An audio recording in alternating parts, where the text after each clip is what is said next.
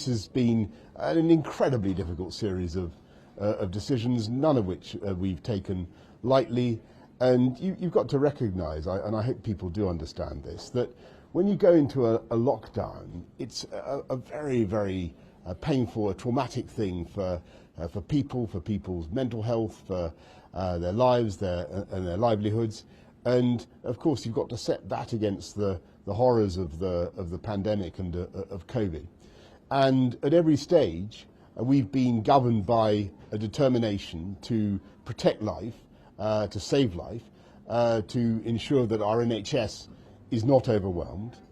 And we've followed, to the best we can, the data and the guidance that we've had. And what we're doing now is still following the data, still looking very carefully at where we're going, looking at what's happening with the new variant. Did Dominic Cummings tell the truth in his evidence yesterday? And specifically, did you say you would rather see bodies pile high in the streets than order a third lockdown? I've already made my position very clear on that point, and I'm getting on with the job of delivering the roadmap that I think is the sensible way forward. Did Mr. Cummings tell the truth yesterday? I'm getting on with delivering the roadmap that is the sensible way forward for this country. So you're not arguing with the things he said? The question, I make no comment on that. Did you say you would rather see bodies pile high in the streets than order a third lockdown? I've already made my position very clear on that point, and I'm getting on with the job of delivering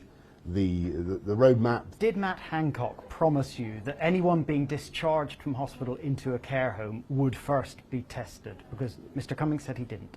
Mr. Cummings said he promised that, and it didn't happen.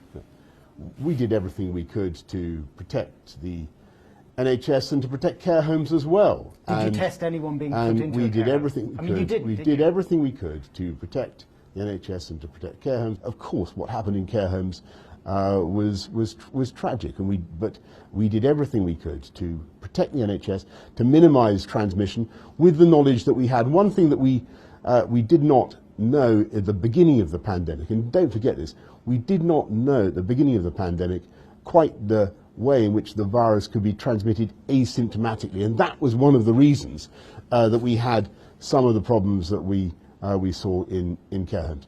But what we're doing now is what we're doing now.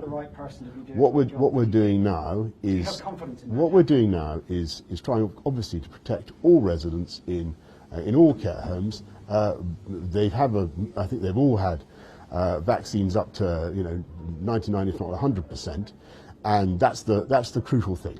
I think that it's important for us to focus on what really matters to the people of this country, and I think, if I may say so, that some of the commentary I've heard doesn't bear any relation to reality, and what people want us to get on with is delivering the roadmap.